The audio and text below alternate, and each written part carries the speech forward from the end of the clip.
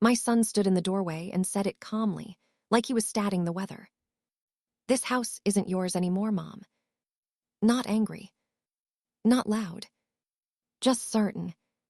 His hand rested on the doorframe like he already owned the place, like he had always owned it. I was sitting at the kitchen table, the same table where I had paid bills for decades, the same table where I had fed him as a boy, the same table where I signed the mortgage papers myself. I looked at him. I waited. He thought my silence meant confusion. So he kept talking. "You can stay," he said, shrugging. "For now, but things are changing." For now. That was the first cut. My daughter-in-law appeared behind him, arms crossed, watching, not surprised, ready. My grandson sat on the couch, phone in hand, not even pretending to look away. He smirked. I didn't move. I didn't speak. That was the moment I understood something important. They had practiced this. My son walked in farther, like the floor already belonged to him. "We've been handling everything anyway," he continued. "Bills, repairs, decisions." I nodded once. He mistook that for agreement. "So it makes sense," he said, "that the house should be under my name now." Under my name. He said it like it was already done. I looked down at my hands. They were steady. "I paid for this house," I said quietly. My daughter-in-law laughed. Not loud. Not kind. "That was a long time ago," she said. "Things change." My grandson finally looked up. "Grandma, be realistic," he said. "You don't need all this space." That was the moment the room tilted. Not because of what he said. Because of how easily it came out. I pushed my chair back slowly. I stood. My son sighed, already tired of me. "Don't make this hard," he said. "You don't even manage the accounts anymore." I looked at him. That was new. "What do you mean?" I asked. He waved his hand. "Come on, we've been helping you. You signed things." Signed things. I didn't remember signing anything that gave him my house. But I didn't say that. Not yet. Instead, I said, "Finish." He blinked. "What?" "Finish what you're saying," I told him. "Say it all." That confused him. People who plan betrayal don't expect permission to speak freely. But he took it. "You're getting older," he said. "You forget things. We can't keep pretending you're in charge." My daughter-in-law nodded. "We're just being responsible." Responsible. My grandson added, "Yeah, you should be grateful we're letting you stay." Letting. I felt something settle in my chest. Heavy. Clear. I nodded again. "I see," I said. They relaxed. That was the second mistake. My son smiled, thinking it was over. "So we'll start moving your things into the smaller room," he said. "It'll be easier." I looked around the kitchen. My kitchen. The walls I painted, the tiles I chose, the window I replaced with my own money. "I need time," I said. He shrugged. "Sure, just don't drag it out." Drag it out. I walked past him without another word. Behind me, my daughter-in-law said, "See, she understands." I went into my room and closed the door. And I didn't cry. That night, I didn't sleep. I sat on the edge of the bed and replayed every word. Not emotionally. Precisely. This house isn't yours anymore. You signed things. We've been handling everything. That was the moment I understood. They didn't just disrespect me. They moved. Quietly. Behind my back. I didn't argue. I remembered. The next morning, I came out early. They were already awake, talking in low voices. I poured myself tea and sat at the table. No one spoke to me. That was new too. I sipped slowly. My son finally said, "We need to go over some paperwork later." I nodded, "Okay." My daughter-in-law watched me closely. "Are you upset?" she asked. I shook my head. "No." That unsettled her. After breakfast, I went for a walk. Not far. Just enough to think. Just enough to notice something I had ignored for months. The bank was open. I turned and walked in. The teller smiled when she saw me. "Good morning," she said. "How can I help you?" "I need to see my accounts," I said. She typed, paused, typed again, then looked up. "Are you aware there were recent changes?" she asked. That was the moment my chest went cold. "What changes?" I asked. She hesitated. Additional access was granted. To my son. And my daughter-in-law. My hands didn't shake. "Who approved that?" I asked. She looked at the screen again. "There are signatures," she said. "From you." I leaned back. "I want copies," I said. She nodded. "Of course." That was the moment I understood.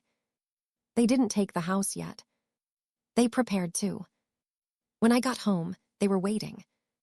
My son stood up too fast. "Where did you go?" he asked.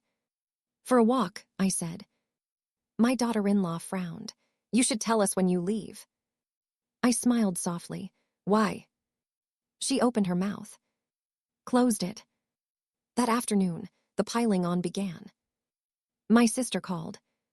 "What's going on?" she asked. "Your son says you're confused." Confused. That word again. "I'm fine," I said. She hesitated. "He sounded worried." "I'm sure he does," I replied. After that, my niece. Then a cousin. Same story. Same concern. Same word. Confused. That was the moment I understood something else. They weren't just taking control. They were building a story. That evening, my son sat across from me. "Mom," he said gently, "people are worried about you." I looked at him. "Who?" I asked. He gestured vaguely. "Family." I nodded. "I see." "We just want what's best," he said. "For who?" I asked. He frowned. "For you." I smiled faintly. "That's interesting," I said, "because you just told me the house isn't mine anymore." The room went quiet. My daughter-in-law stiffened. My grandson stopped scrolling. My son's face hardened. "That's not what I meant," he said.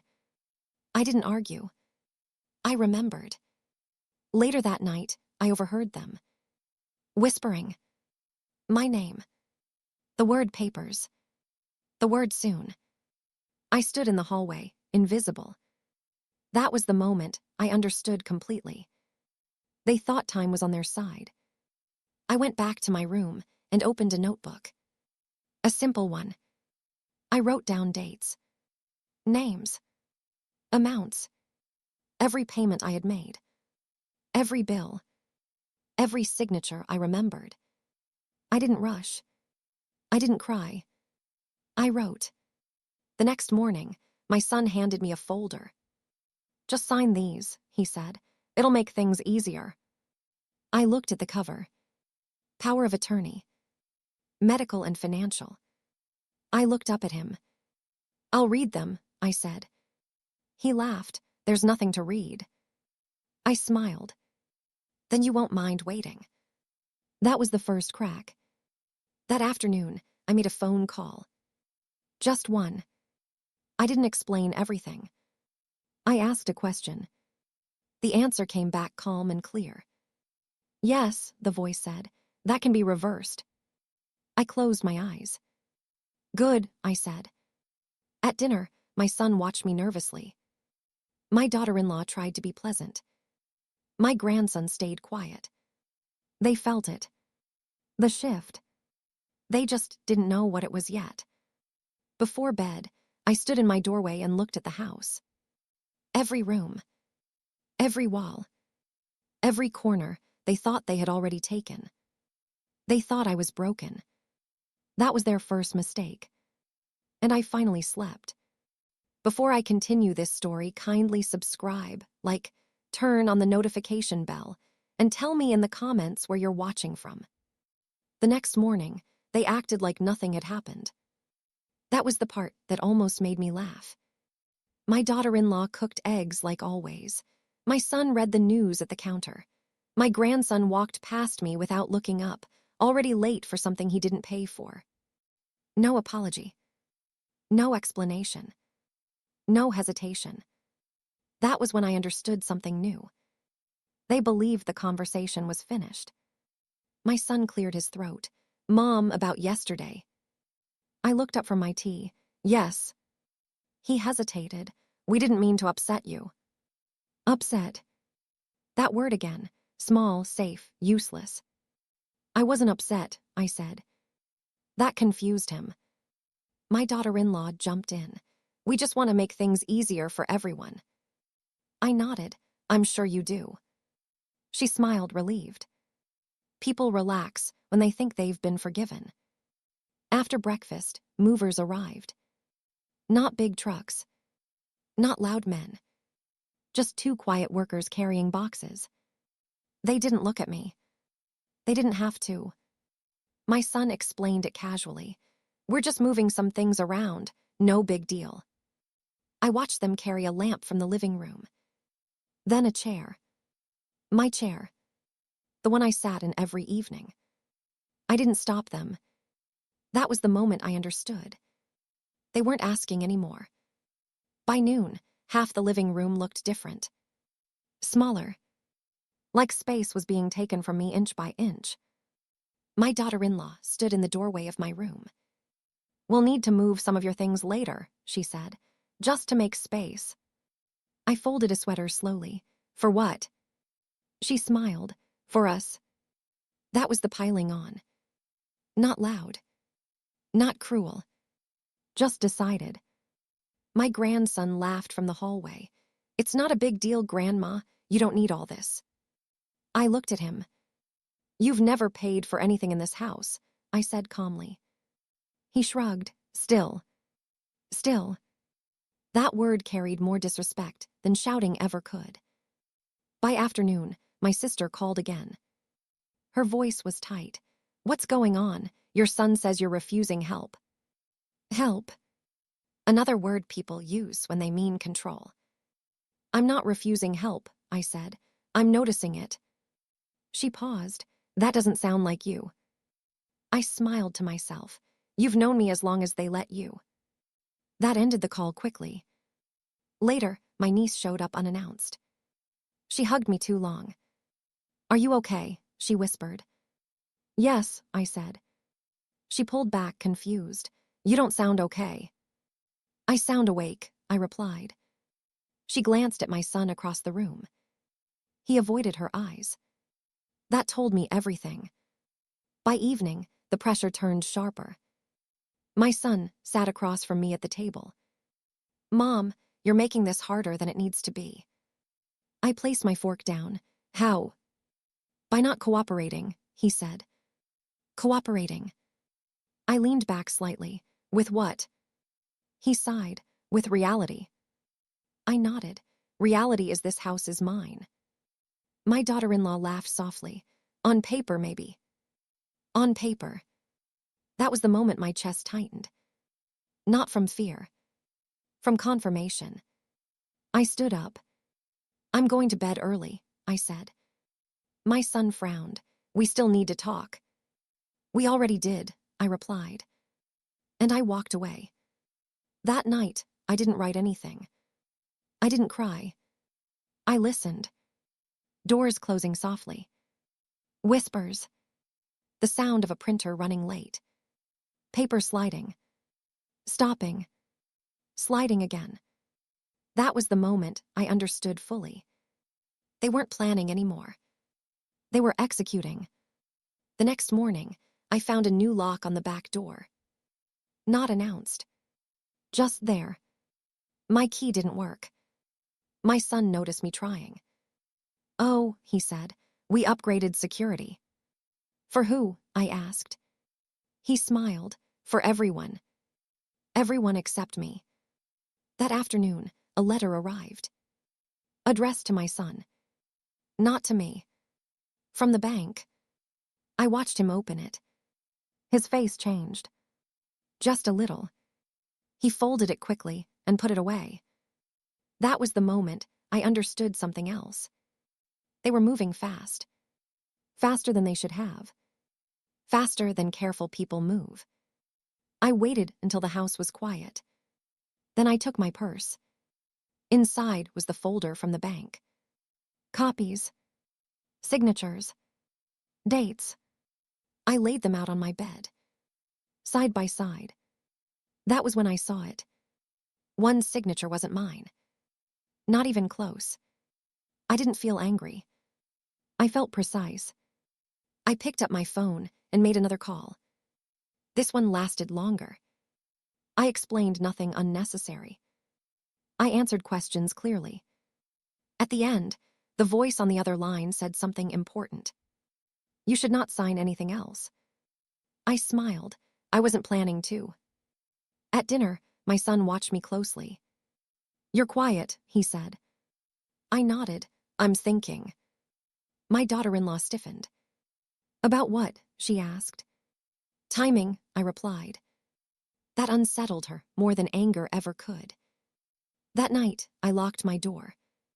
Not out of fear. Out of clarity. They thought the house wasn't mine anymore. They thought the story was finished. They didn't realize I had just reached the part where silence stops being patience and starts becoming preparation. Before I continue this story, kindly subscribe, like, turn on the notification bell, and tell me in the comments where you're watching from. The silence worked faster than I expected. By the third morning, the house moved around me like I was a problem no one wanted to touch. Conversations stopped when I entered rooms. Phones tilted away. Doors closed softer than before. Fear does that. It makes people careful. My son watched me from across the kitchen as I poured tea. You've been quiet, he said. I stirred slowly. I know. That wasn't the answer he wanted. My daughter-in-law tried a different approach. Concern. She stood beside me while I folded laundry, too close. Mom, she said softly, are you feeling all right? I looked up. Why wouldn't I be? She hesitated. You just seem distant. I nodded. I am. That made her uncomfortable. People who rely on access panic when distance appears. Later that afternoon, I heard my name through the walls. She's not reacting, my daughter-in-law whispered. That's worse, my son replied. Worse. I smiled to myself. That was the moment I understood something else. They needed me emotional. Confused. Upset. Defensive. Because emotions make people sloppy. Silence makes them accurate. That evening, my grandson tested me. He sat in my chair. The one they had moved but not thrown away. He leaned back, shoes on the cushion. You don't mind, right? He said, not looking at me. I stood there for a moment. Then I said, move your feet. He laughed, relax. I looked at him. He moved them. Not because I raised my voice. Because something in my tone told him I was no longer negotiating. That was the first small shift. After dinner, my son handed me another set of papers. These are simpler, he said, just housekeeping stuff. I didn't take them. I looked at the cover. Trust agreement. I looked back up. You're rushing, I said. He frowned. We're being efficient. I smiled faintly. No, you're being careless. His jaw tightened. That's not fair, he said. I nodded. Neither is forgery. The word hung in the air. Heavy. My daughter-in-law froze. My grandson looked up sharply. My son's face drained of color. What did you say? He asked. I said forgery, I repeated calmly. He laughed too fast. You're imagining things. I shook my head. No, I compared signatures. Silence. The kind that presses on your ears. My daughter-in-law spoke first. You went through private documents. I met her eyes. They stopped being private when my name was misused. My son stood abruptly. You don't know what you're talking about. I didn't argue. I remembered. That night, the printer didn't run. No whispers. No planning. Just tension. That told me everything. People who are innocent don't panic at words. People who are guilty do. The next morning, my phone rang early. Unknown number. I stepped outside to answer. Yes, I said. Mrs., the voice said, calm and clear. This is regarding the documents you requested. I closed my eyes. Yes, I said, I'm listening. We've reviewed them, the voice continued. There are discrepancies. Discrepancies. I smiled. When I went back inside, my daughter-in-law was waiting. Who was that? She asked. I hung up my coat. Someone who reads carefully. Her eyes narrowed. You're doing this on purpose. I nodded. Yes. She recoiled slightly. People hate honesty when it costs them power. By afternoon, the story changed. Now I wasn't confused. I was difficult. My sister called again. He says you're being stubborn, she said gently. I looked out the window. Stubborn people argue, I replied. I'm documenting. She didn't know what to say to that. That evening, my son tried one last time. Mom, he said, sitting across from me, let's not destroy this family. I looked at him. You already did, I said quietly. I'm just making sure it doesn't destroy me. His voice broke. You'd really do this to us. I tilted my head. You already did it to me. I went to my room and opened the notebook again. I added one line at the bottom of the page. They moved too fast. Then I closed it. And for the first time, since he said the house wasn't mine anymore, I felt ahead of them. Not angry. Not scared. Just early. They thought time was on their side. That was their next mistake. Before I continue this story, kindly subscribe, like, turn on the notification bell, and tell me in the comments where you're watching from. They slowed down after that. Not because they wanted to. Because they had to. Guilty people rush. Scared people hesitate. By the fourth day, the house felt like a place where everyone was waiting for permission to breathe. I moved freely. They didn't. My daughter-in-law stopped touching my things. My son stopped handing me papers. My grandson stayed in his room longer than usual. Silence had shifted sides. That was the moment I understood. They didn't know what I knew. And that scared them. That morning, my son tried calm. The careful kind. Mom, he said over breakfast, we should talk about expectations. I spread jam on my toast. Okay. He hesitated. About your future. I looked up. What about it? He chose his words slowly. We don't want you stressed. I nodded. Then stop stressing me. That ended the conversation before it began. Around noon, my daughter-in-law knocked on my door. She didn't wait for an answer. She never did. She stood there with a folder pressed to her chest like armor. We need to clear the air, she said. I sat on the bed. Go on. She took a breath. You've been accusing us of serious things. I looked at her calmly. I haven't accused anyone. She frowned. You said forgery. I nodded. I said the word. That's an accusation. No, I replied. It's a category. She didn't like that. People do like, and you refuse to play emotional games. She stepped closer. You don't want trouble. I looked at her. Neither do you. Her eyes flicked away. That was the first real crack. That afternoon, another letter arrived. This one was addressed to me. Certified. My son tried to take it before I could. I held it. Firm. No, I said. He froze. I opened it at the table. Slowly. Carefully. My daughter-in-law stood. My grandson hovered. My son watched every movement of my hands. The letter was short. Clear. It confirmed what the voice on the phone had already told me. There were irregularities. There would be a review. I folded the letter and placed it beside my tea. No reaction.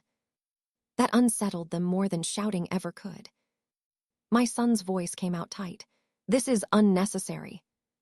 I looked at him. Then it will be quick. My daughter-in-law snapped. You're tearing this family apart. I met her eyes. No, I'm letting it show. That shut her up. Later that evening, I overheard my grandson whispering into his phone. She knows, he said. I don't know how much. I paused in the hallway. Invisible again. That was the moment I understood something important. They weren't united anymore. Fear fractures alliances.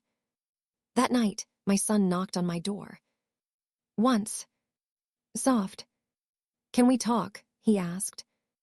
I opened it halfway. He didn't come in. I never meant to hurt you, he said. I studied his face. You meant to benefit, I replied. He closed his eyes.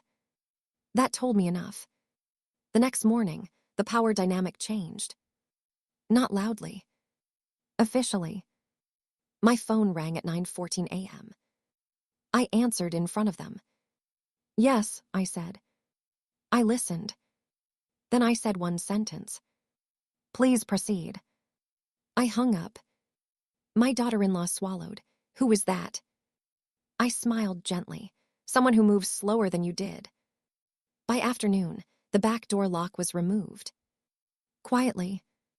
No explanation. No announcement. Just gone. That small detail told me everything. People don't undo power unless they feel it slipping. I sat at the kitchen table that evening, alone. I took out the notebook. Read the dates. The amounts. The sequence. It all lined up now. Every rushed decision. Every whispered call. Every attempt to make me smaller. They hadn't just underestimated me. They had assumed I would stay still. Before bed, I added another line to the notebook. They're retreating. I closed it. And as I turned off the light, one thought settled in my chest, steady and sure. They thought telling me the house wasn't mine anymore would end the story. But they were wrong. It was only the moment where I stopped listening and started positioning myself to act. Before I continue this story, kindly subscribe, like, turn on the notification bell, and tell me in the comments where you're watching from. They started being nice. That's how I knew the fear had settled in. My daughter-in-law asked if I wanted tea. My son asked how I slept. My grandson stopped slamming doors. Kindness, when it comes too late, always feels rehearsed. I accepted the tea. I answered politely. I remembered everything. At breakfast, my son slid a plate toward me. You should eat, he said. You've been under stress. I looked at the food, then at him. I'm not stressed, I said. I'm observant. He flinched. That was the moment I understood something new. They weren't trying to fix things. They were trying to slow me down. Later that morning, my daughter-in-law invited me to sit with her. Just the two of us. She closed the door carefully behind us. We need to be on the same side, she said. I nodded. We never were. Her smile froze. You're being unfair, she replied. We've done so much for you. I leaned back slightly. You've taken care of yourselves. She exhaled sharply. You don't see it that way. I see it clearly, I said. That was the end of her calm. By noon, the pressure changed shape again. Now it was urgency. My son paced the living room, phone in hand, glancing at me too often. We need to settle this paperwork, he said. It's dragging. Dragging. I smiled faintly. Careful people don't rush, I said. He stopped packing. That sounds like a threat, he said. I shook my head. It's a fact. That afternoon, a car pulled into the driveway. Not family. Not friends. Someone official. My daughter-in-law went pale. "Who is that?" she whispered. I stood up. "I think they're here for me," I said. My son blocked my path. "You didn't tell us anyone was coming." "I didn't need to," I replied. That silence, thick and tight, told me everything. The knock was firm. Measured. I opened the door. A woman stood there with a folder and calm eyes. "Mrs.," she asked. "Yes. I need to speak with you privately." My son stepped forward. "We're family." She looked at him once. "Then you should give her space." That was the first time someone said it out loud. We sat at the table. The same table where he told me the house wasn't mine anymore. She asked questions. I answered slowly. Truth doesn't rush. She nodded, took notes, asked again. My daughter-in-law hovered near the doorway. My grandson stayed quiet. Too quiet. When the woman stood to leave, she handed me a card. "We'll be in touch," she said. I nodded. "I'll be ready." She looked at my son, then at my daughter-in-law, then left. The door clicked shut, and with it, something cracked open. My son spoke first. "What did you tell her?" he asked. "The truth," I said. My daughter-in-law's voice shook. "You're going to ruin us." I tilted my head. "No, I'm letting consequences arrive." My grandson muttered, "This is messed up." I looked at him. "So is stealing from family." That shut him up. That night, no one slept. I could feel it. Footsteps. Whispers. Drawers opening and closing. I stayed in bed. Still. Listening. That was the moment I understood something final for this chapter. They were no longer planning what to take. They were planning how to survive. Before dawn, my phone buzzed. One message. Short. Direct. "We're ready when you are." I stared at the screen for a long moment.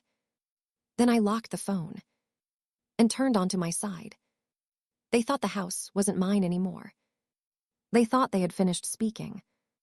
They didn't realize I had just reached the edge of action, and everything they rushed to take was about to slow down in ways they never expected. Before I continue this story, kindly subscribe, like, turn on the notification bell, and tell me in the comments where you're watching from. Morning came quietly. Too quietly.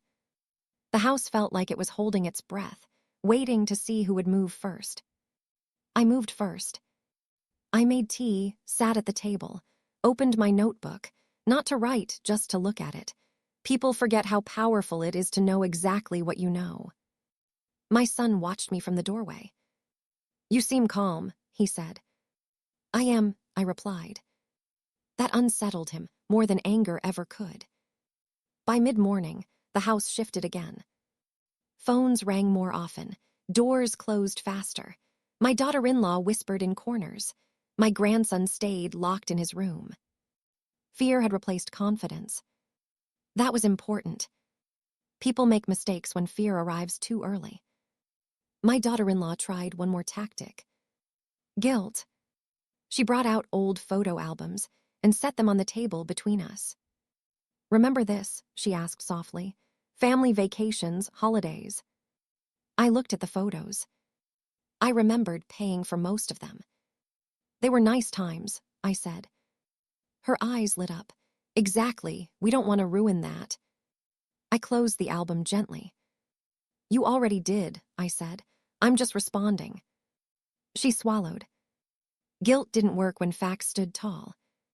Around noon, my son called a family meeting. He didn't ask. He announced. "We need to clear this up today," he said. I nodded. "All right." We sat. All of us. My son spoke first. "Mom, we may have moved too fast." "May have." "We were trying to protect you," my daughter-in-law added. "Protect." My grandson stared at the floor. I waited. Silence is uncomfortable for liars. "I want to ask one question," I said. They all looked at me. Who told you the house wasn't mine anymore? No one answered. That told me everything. My son cleared his throat. Legally, things were changing. I leaned forward slightly. Changing because of what? He hesitated. My daughter-in-law spoke instead, because it made sense. Sense. I nodded. To you. That was the end of their logic. The meeting ended without resolution. That was fine.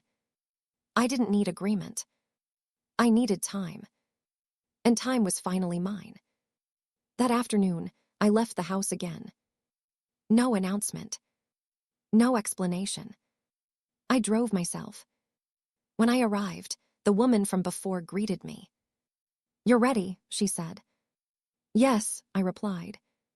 We went through everything again. Slower this time. Careful. When she slid the final paper toward me, I didn't hesitate. I signed. That pen felt heavier than it looked. "From this point," she said, "nothing moves without you." I nodded. "Good," I said. When I returned home, the atmosphere had changed again. My son stood up too quickly. "Where were you?" he asked. "Handling things," I replied. My daughter-in-law's voice trembled. "What things?" I smiled gently. "The ones you rushed." That evening, the first consequence arrived. A phone call for my son. He stepped outside to answer. His voice rose, then dropped, then went quiet. When he came back in, his face was pale. "What happened?" my daughter-in-law asked. He didn't answer. That silence told me enough. Dinner passed without conversation. No one touched their food much. I ate slowly. Enjoyed it. Power tastes like calm. Later that night, my grandson knocked on my door. "Grandma," he said. "Yes." "You're not really going to make us leave, are you?" I looked at him carefully. "I'm going to make you honest," I said. "What you do with that is up to you." He nodded slowly and walked away. Before bed, I opened my notebook again. I wrote one sentence. They're realizing the house didn't change owners. Control did. I closed it, turned off the light, and smiled, not because I had won, but because I was no longer being rushed. They thought telling me the house wasn't mine anymore would break me. Instead, it slowed me down just enough to act carefully. And careful action was something they were not prepared for at all. Before I continue this story, kindly subscribe, like, turn on the notification bell, and tell me in the comments where you're watching from. By the 7th day, the house no longer felt borrowed. It felt contested. That's different. Borrowed spaces are careless. Contested spaces are tense. Every sound mattered now. Every footstep carried meaning. Even the walls felt like they were listening. I woke before everyone else and sat at the kitchen table with my tea cooling untouched. The sun came in slowly, lighting up the same counters my son once helped me clean as a child. The same floor I scrubbed on my knees after long workdays. The same doorway where he had stood and told me the house wasn't mine anymore. That sentence didn't sting anymore. It clarified. My son came in quietly, like a guest unsure of his welcome. "You're up early," he said. "I always am," I replied. He sat across from me, careful not to crowd the space. That alone told me something had shifted. He used to sit wherever he wanted. "Mom," he began, then stopped. I waited. Silence is generous. It gives people room to show themselves. He tried again. "We need to figure out how to live like this." I nodded. "Yes, we do." That wasn't the reassurance he wanted.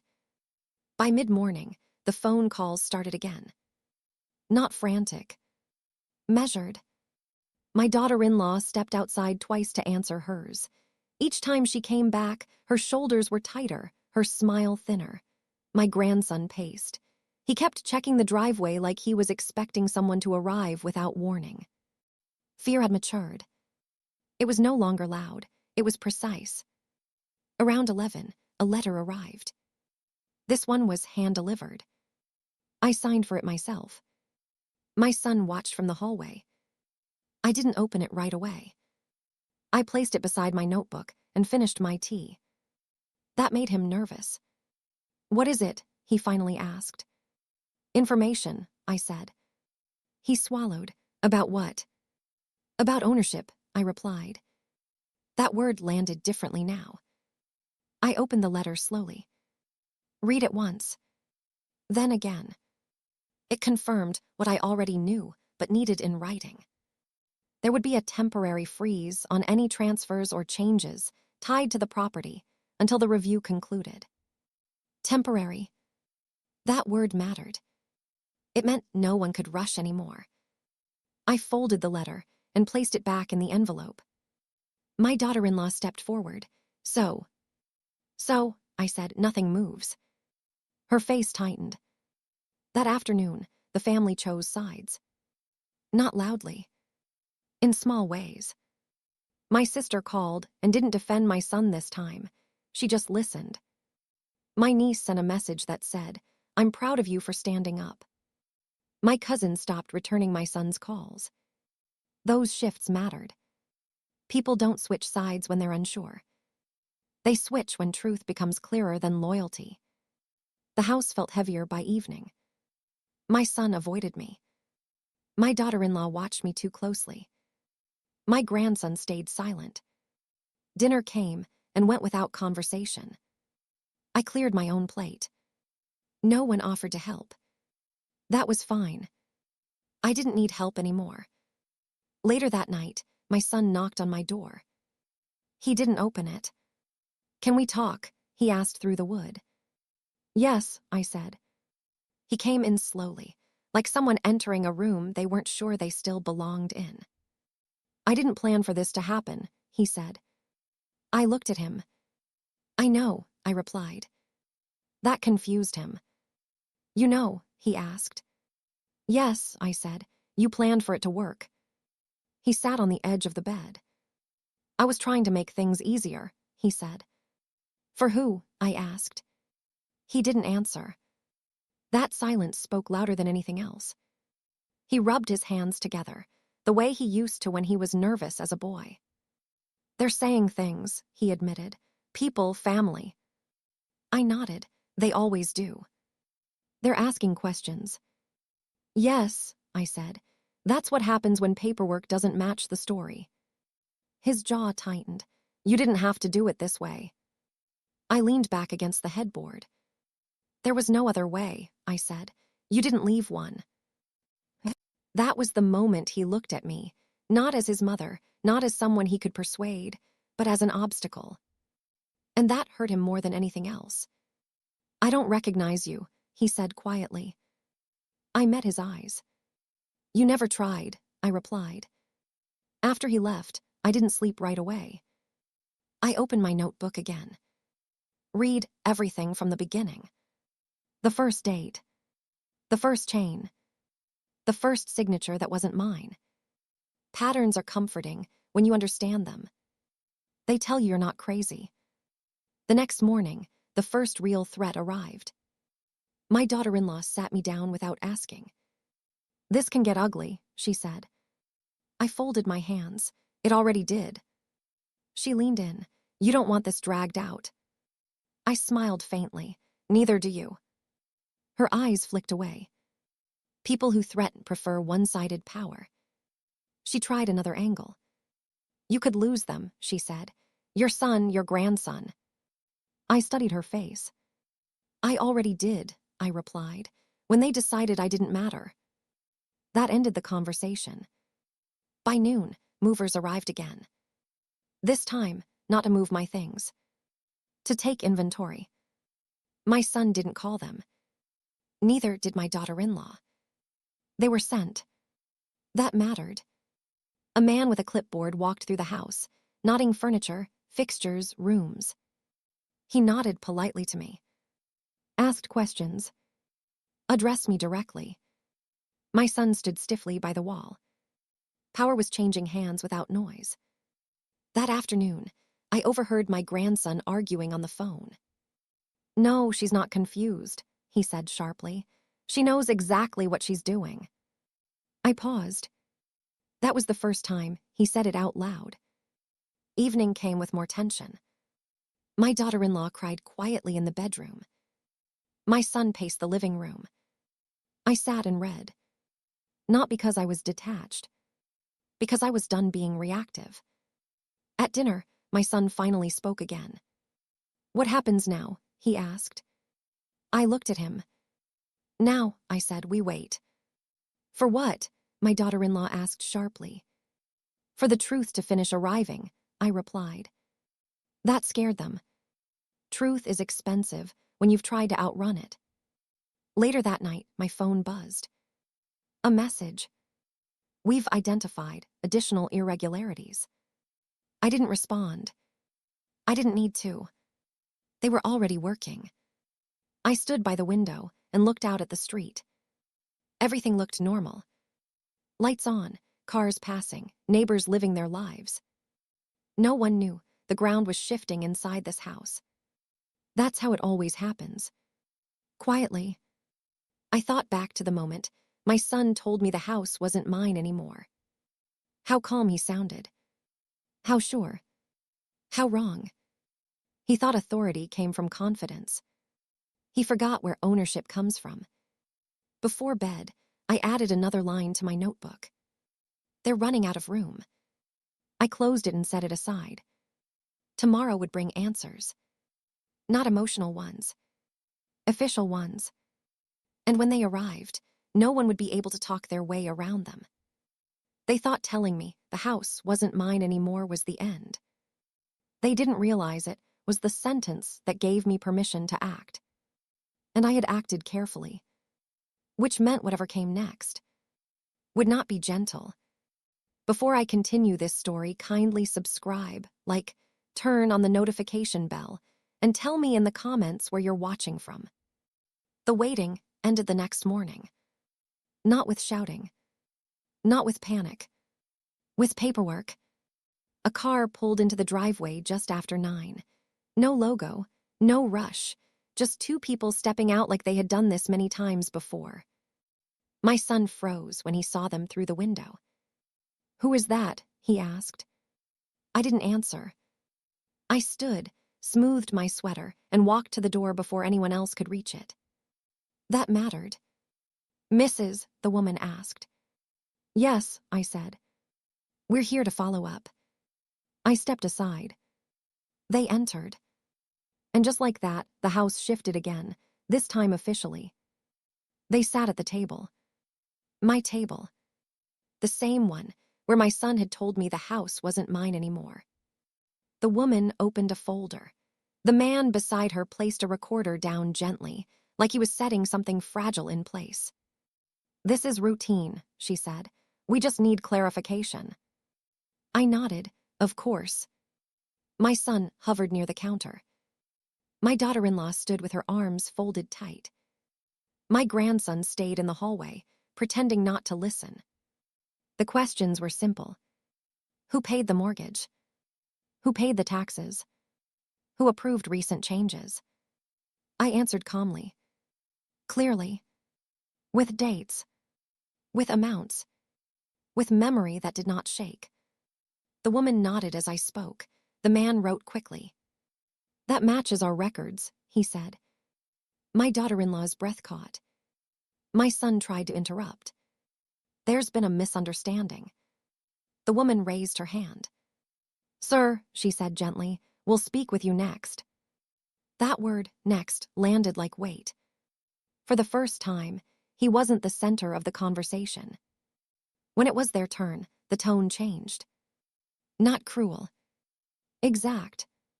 Signatures were compared, dates checked, timelines laid out. The recorder stayed on. My son's answers grew shorter. My daughter-in-law's explanations tangled. My grandson left the hallway quietly. After nearly an hour, the woman closed the folder. Thank you, she said to me. This was helpful. She turned to my son.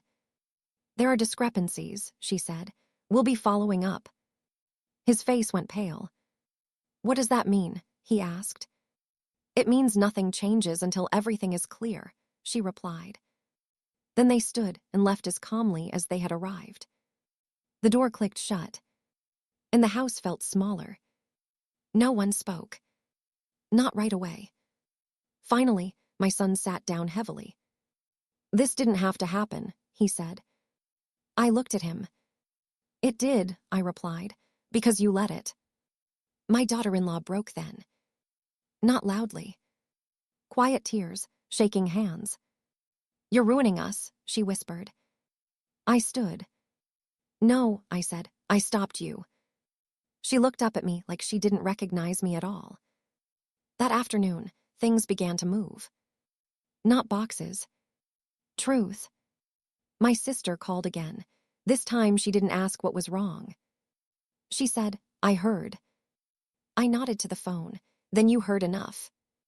I'm sorry, she said. So am I replied, but not for this.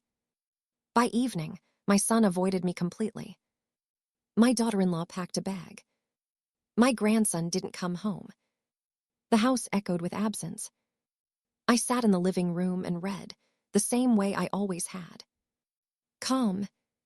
Unrushed. Unmoved. That night, my phone buzzed. A message. We've confirmed the property remains solely yours. No transfer is valid. I closed my eyes. Not in relief.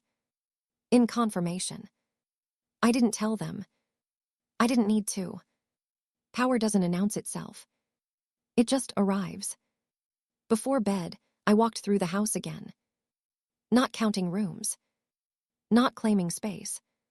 Just standing in what was always mine. They thought they could move me out quietly. They thought confusion would protect them. They thought I would bend. What they didn't understand was that I had stopped bending a long time ago. And now, with everything exposed and nothing left to rush, they were the ones standing on borrowed ground. Before I continue this story, kindly subscribe, like, turn on the notification bell, and tell me in the comments where you're watching from. The house didn't wake up the next morning. It hovered, like a place unsure of who was allowed to move first. I stood in the hallway and listened to it, every creak, every breath, every sound that used to belong to me without question. Ownership isn't just paperwork. It's familiarity. It's knowing where the floorboard bends, where the light hits in the afternoon, where silence settles at night. They had lived here for years and never learned that. That's how I knew they never truly believed the house was theirs. My daughter-in-law was the first one up. She stood at the kitchen counter staring at nothing, coffee untouched. Her eyes looked swollen, but her posture was stiff, defensive, waiting. You didn't tell us, she said without turning around. Tell you what? I asked. That the house was still yours, she snapped. I poured tea. I never said it wasn't, I replied. She turned then, anger breaking through fear. You let us think. No, I said calmly. You decided. That stopped her. People hate being reminded of choice. My son didn't come down until late morning. When he did, he looked smaller, not physically, emotionally. He sat across from me at the table again, the same position he took the day he told me the house wasn't mine anymore. This time, he didn't speak first. I waited. They confirmed it, he finally said. I nodded. Yes. You knew, he said. Yes. How long? He asked. I thought for a moment. From the day you rushed me, I replied. From the day you needed my signature too badly. He swallowed. That day, I continued, you stopped being careful. Careless people reveal themselves. His jaw tightened. You could have stopped us earlier, he said. I leaned back. You could have stopped yourselves, I replied. My grandson came home that afternoon. He didn't slam the door this time. He stood in the doorway like someone who had lost his place. Is it true? He asked. I looked at him. Yes. He nodded slowly. That we might have to leave. I didn't answer right away. That depends, I said, On how honest you decide to be. He looked down. That was new. By mid-afternoon, the calls started again. But the tone had changed. No more confidence. No more control. Now it was damage control. My son stepped outside repeatedly. Each call made him quieter. When he came back in after the last one, he sat without speaking. "They're asking questions at work," he said finally. I nodded. That happens when lies travel faster than truth. "You didn't have to let it reach that far," he said. I looked at him. "You let it reach me," I replied. That ended the discussion. The house felt divided now. Not by walls. By reality. My daughter-in-law stayed in the bedroom most of the day. My son paced. My grandson avoided both of them. I stayed where I always had, steady, visible, unbothered. People expect guilt when power shifts. I felt none. That evening, my daughter-in-law confronted me. She didn't yell. She didn't cry. She stood very straight. "We need to know what you're going to do," she said. I folded a napkin carefully. "I'm going to do what I should have done sooner," I replied. "And that is," she pressed. "Protect myself," I said. She scoffed. "From your own family." I met her eyes. "Yes." She laughed bitterly. "You'll destroy everything," she said. I shook my head. "No," I said. "I'll stop pretending." That sentence changed the room. Because pretending is what held everything together. That night, I couldn't sleep. Not from fear. From awareness. I walked through the house slowly, room by room, not as someone reclaiming space, but as someone closing a chapter. The spare room where my grandson slept. The bedroom my son once used. The hallway where I heard whispers late at night. Every place carried a memory. Some kind. Some cruel. None unfinished. I stopped in the living room and sat down. This was where they laughed when they thought I couldn't hear. Where plans were made quietly. Where confidence grew. I didn't feel anger sitting there. I felt clarity. That's more dangerous. The next morning brought the letter. Not emailed. Not called. Delivered. My name alone on the envelope. I opened it carefully. Read every word. Then read it again. It confirmed the review was complete. It confirmed the signatures were invalid. It confirmed the house remained mine, fully, legally, without dispute. And it confirmed something else. There would be consequences. Not for me. For those who tried to move ownership without authority. I placed the letter on the table. Didn't hide it. Didn't wave it around. Just left it where truth belongs, visible. My son read it first. His hands shook. My daughter-in-law read it next. She sat down heavily. My grandson didn't read it. He didn't need to. He could feel it. "What happens now?" my son asked quietly. I looked at him. "Now," I said, "we talk about leaving." Silence. Heavy. Final. My daughter-in-law stood abruptly. "You're kicking us out," she said. I shook my head. "No," I replied. "I'm ending the arrangement." She stared at me. "That's the same thing," she snapped. "No," I said. "One is punishment, the other is boundary." My son rubbed his face. "You're serious," he said. I nodded. "I've never been more serious," I replied. The rest of the day passed slowly. Not because there was nothing to do. Because reality takes time to sink in. Boxes appeared. Suitcases came out. My grandson packed quietly. My daughter-in-law packed angrily. My son packed like someone carrying shame. I watched. Not cold. Just finished. At dinner, no one spoke. I ate. They didn't. Hunger feels different when control is gone. That night, my grandson knocked on my door. "Grandma," he said. Yes. I'm sorry, he whispered. I studied his face. You learned something, I said. That matters. He nodded and left. My son came later. He didn't knock. He just stood in the doorway. I didn't think you'd go this far, he said. I met his eyes. I didn't think you'd go as far as you did, I replied. He exhaled. I don't know how to fix this. I shook my head. Some things don't get fixed, I said. They get faced. The house was quiet again by midnight. Boxes stacked. Rooms emptying. Endings unfolding without drama.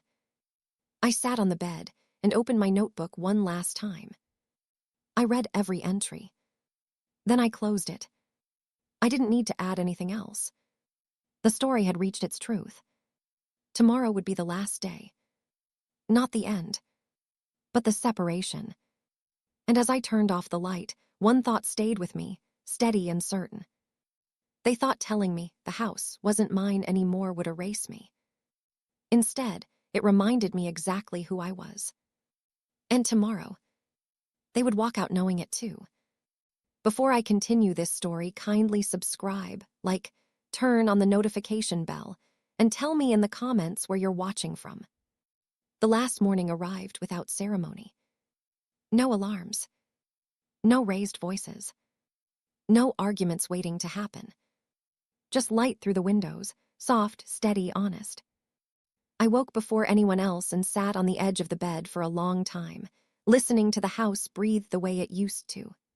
The way it had before decisions were rushed, before confidence turned into entitlement, before my own child stood in a doorway and told me the house wasn't mine anymore. That sentence no longer echoed. It had done its work. I walked through the hallway slowly. Boxes lined the walls, suitcases waited by the door. The house looked thinner, like it had already let go of what didn't belong to it. I didn't feel triumph. I felt completion. There's a difference. My son came out of his room quietly, carrying a box. He stopped when he saw me. Morning, he said. Morning, I replied. We stood there for a moment, two people connected by blood and separated by choice. I'll have the last of it out by noon, he said. I nodded. Take your time. He hesitated. You don't have to watch. I know, I said, but I want to. That surprised him. My daughter-in-law avoided me at first. She moved through the house quickly, packing, checking, organizing. Her face was tight, eyes sharp, like she was afraid any pause might turn into collapse. At one point, she stopped in the kitchen and looked around. I really thought this would be ours someday, she said. I leaned against the counter. It could have been, I replied, if you had waited. She scoffed. Waited how long? I met her eyes. Until you were given permission, I said. She looked away. People who take don't like hearing that patience was an option. My grandson packed last. He moved slowly, carefully, like someone trying to remember where things went wrong. Before leaving his room, he stood in the doorway and looked back.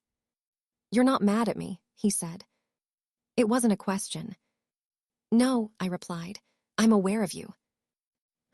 That confused him. I don't hate you, I continued, but I won't excuse you. He nodded slowly. That was enough. By mid-morning, the house was almost empty. Furniture gone, closets bare, silence returning to places that had been crowded with tension. I made tea and sat at the table one last time, with everyone still inside the house. No one spoke. There was nothing left to argue. My son finally broke the silence. I really believed you wouldn't do this, he said. I took a sip. I really believed you wouldn't force me to, I replied. He looked down. That day, I continued, when you told me the house wasn't mine anymore, you expected me to fight you. He nodded faintly. I didn't, I said, because fighting would have made you feel powerful. He swallowed. So I let you finish, I added, and then I acted. That sentence settled over the table like truth does, quiet, final. When the last box was loaded, my daughter-in-law stood by the door. She hesitated. "You could still help us," she said softly, "just for a while." I shook my head gently. "That was the old arrangement," I replied. "It ended when respect did." She nodded once and left. My grandson hugged me quickly before going. "Take care," he said. "I always do," I replied. That was the truth. My son lingered the longest. He stood in the doorway, keys in hand, like he was waiting for something to pull him back. "You'll be okay alone?" he asked. I looked at him. "I was alone when you decided I didn't matter," I said. "This is just quieter." He winced. "I didn't mean it like that," he said. "I know," I replied. "That doesn't change what it did." He nodded slowly. "I hope one day."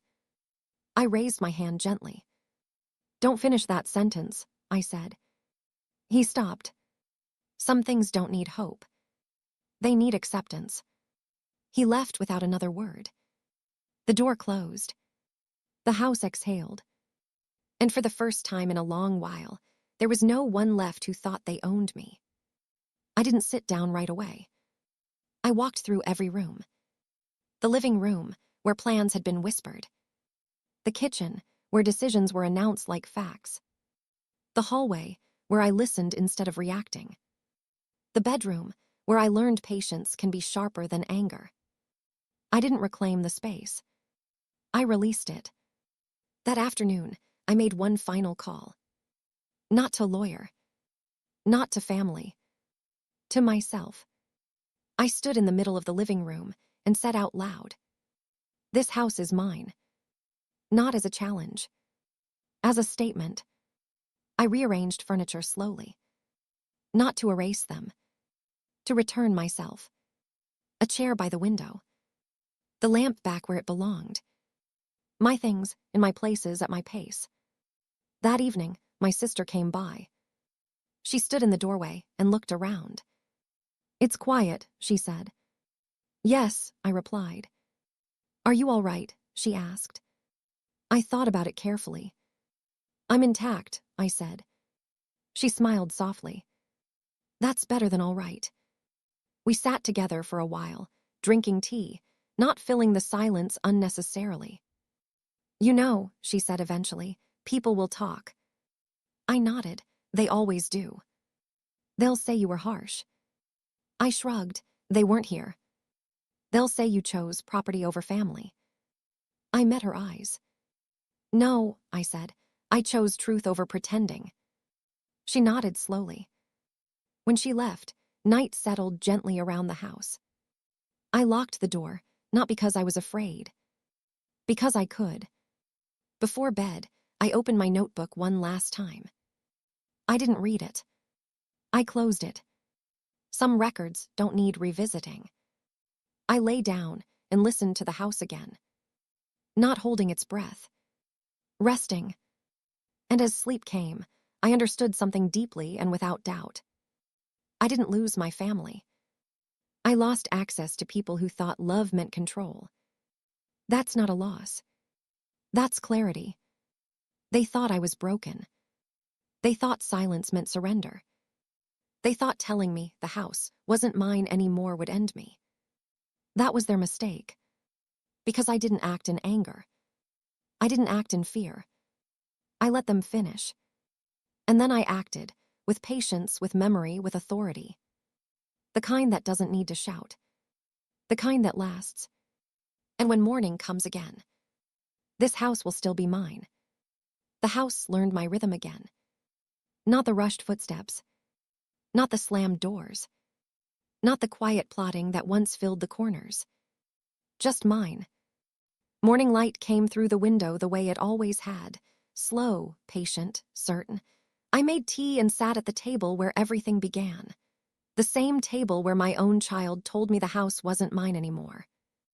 I thought about that moment one last time. Not with anger. Not with sadness. With understanding. He didn't say it because it was true. He said it because he believed I wouldn't challenge it. That belief cost him everything. Days passed, then weeks. The house stayed quiet but not empty. Quiet in the way truth settles after a storm. I rearranged rooms. I planted flowers outside. I slept without listening for whispers or footsteps. No one asked me for anything. And for the first time in years, that felt like freedom. My phone rang less. When it did, I chose when to answer. Some calls I ignored. Some I returned. Some I let go forever. Boundaries don't need announcements. They speak for themselves. One afternoon, I sat by the window and realized something important. I hadn't just protected a house. I had protected the last piece of myself they were trying to take. My voice. My memory. My authority. People will have opinions about how this ended. They always do. They'll say I was cold. They'll say I chose property over family. They'll say I should have forgiven sooner. But those people weren't there when the line was crossed. They weren't there when the signatures were forged. They weren't there when silence was mistaken for weakness. I was. And that's what matters. I didn't win by yelling. I didn't win by begging. I won by watching. By waiting. By letting them finish. Then I acted. If you're listening to this story and something in your chest feels tight, let me say this clearly. You are not wrong for noticing patterns. You are not cruel for choosing yourself. And you are not weak for staying quiet until the moment is right. Silence is not surrender when it's chosen. Sometimes it's strategy. I didn't end this story with revenge. I ended it with ownership. Of my house. Of my life. Of my peace. And when night falls now, the house doesn't feel heavy. It feels honest. They thought I was broken. They thought I wouldn't act. They thought telling me the house wasn't mine anymore would erase me. That was their last mistake. Because I didn't need to raise my voice to end this story. I just needed to stand still and let the truth do the rest.